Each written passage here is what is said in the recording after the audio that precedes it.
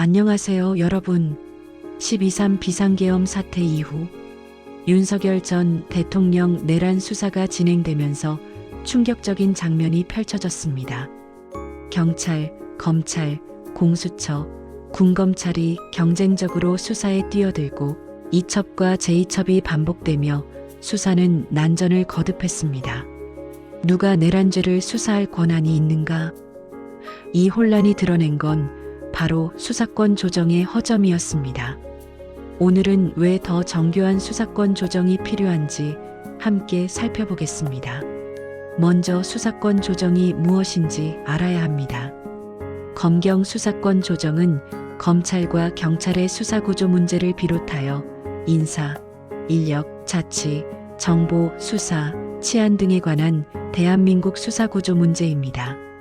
즉, 검찰과 경찰 권한을 어떻게 적절하게 분배하는지에 관한 문제입니다.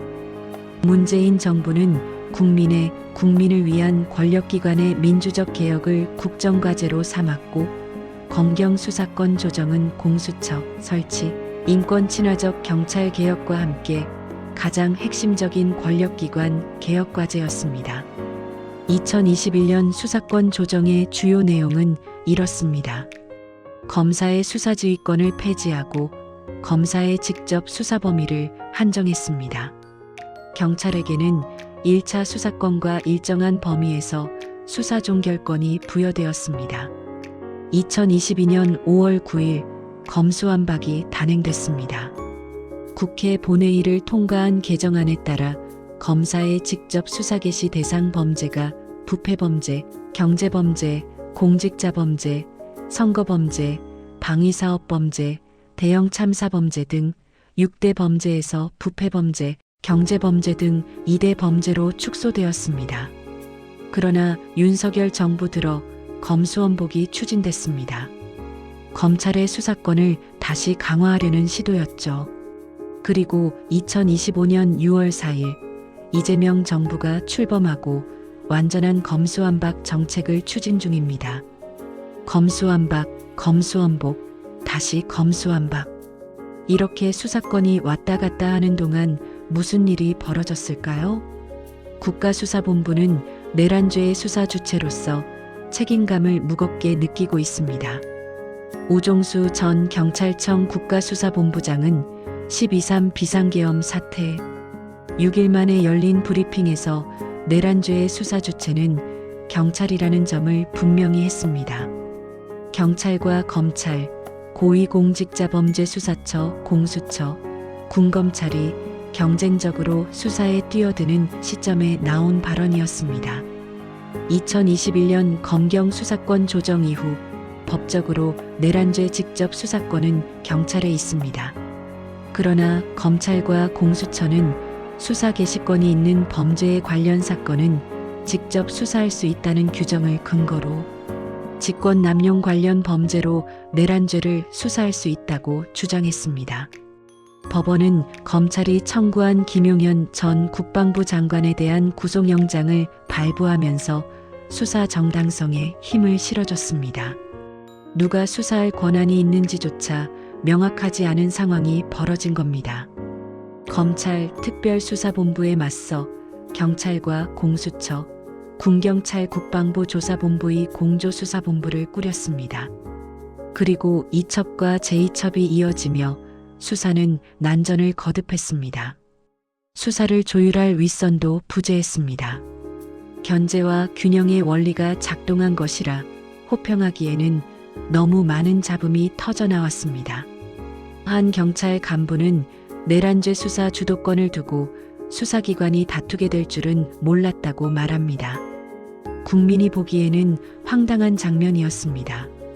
내란죄라는 중대 범죄를 수사하는데 누가 수사할지를 두고 수사기관들끼리 싸우고 있었으니까요. 10여 년 전 이석기 전 통합진보당 의원의 내란 음모 사건을 제외하면 내란죄는 형사법 책상에나 존재했습니다. 검경 수사권 조정을 논의하는 테이블에는 부패, 경제범죄, 고위공직자범죄 등이 되어였고 내란죄는 별다른 주목을 받지 못했습니다. 그러니 내란죄를 누가 수사할 것인지에 대한 명확한 규정이 없었던 겁니다.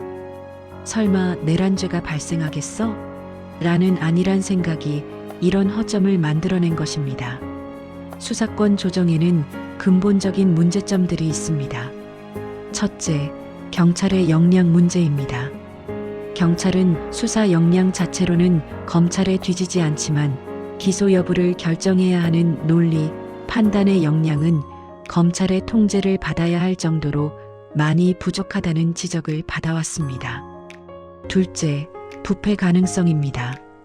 경찰 조직의 규모는 검찰 조직의 몇 곱절이 될 정도로 비대할 뿐 아니라 모세혈관처럼 전국적으로 퍼져 있어 검찰에 비해 국민과의 접점이 넓다는 점에서 검찰에 비해 부패의 가능성이 현저히 높다는 우려가 있습니다.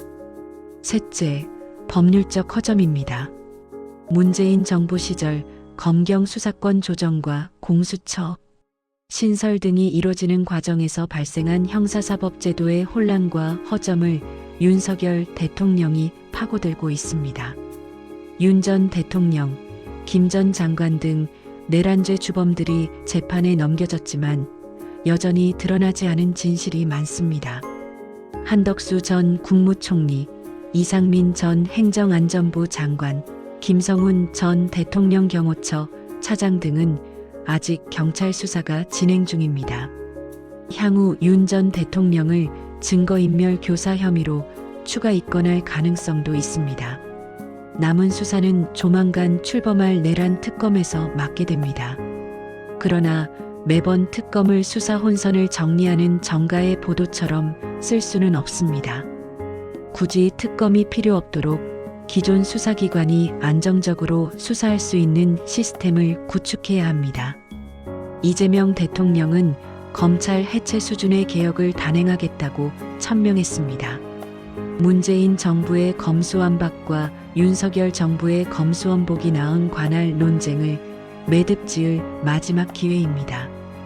더욱 정교한 수사권 조정이 필요한 이유입니다. 단순히 검찰의 권한을 빼앗거나 다시 돌려주는 것이 아니라 어떤 범죄를 누가 수사할 것인지 명확하게 규정해야 합니다. 내란죄처럼 예외적인 범죄까지 고려한 정교한 설계가 필요합니다. 정교한 수사권 조정이란 무엇일까요? 첫째, 범죄 유형별로 명확한 수사 주체를 규정해야 합니다. 내란죄처럼 드물지만 중대한 범죄까지 고려해야 합니다. 둘째, 수사기관 간 협력과 조율 시스템을 구축해야 합니다. 경쟁이 아니라 협력이 필요합니다. 셋째, 경찰의 법률적 역량을 강화해야 합니다. 단순히 권한만 주는 것이 아니라 역량도 함께 키워야 합니다. 넷째, 부패를 방지할 수 있는 견제 시스템을 만들어야 합니다. 수사권 조정은 단순히 권력을 나누는 문제가 아닙니다.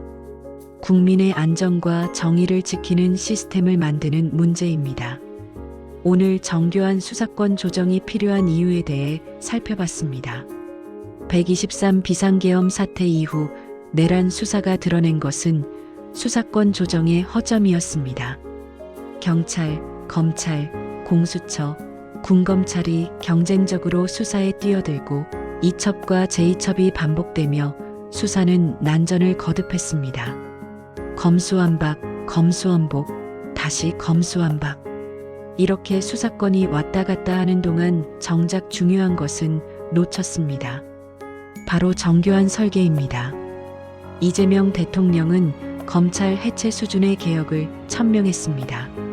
문재인 정부의 검수완박과 윤석열 정부의 검수원복이 낳은 관할 논쟁을 매듭 지을 마지막 기회입니다. 매번 특검으로 혼선을 정리할 수는 없습니다. 기존 수사기관이 안정적으로 수사할 수 있는 시스템을 구축해야 합니다. 여러분은 어떤 수사권 조정이 필요하다고 생각하시나요? 댓글로 의견을 남겨주세요. 이 영상이 도움이 되셨다면 좋아요와 구독 부탁드립니다.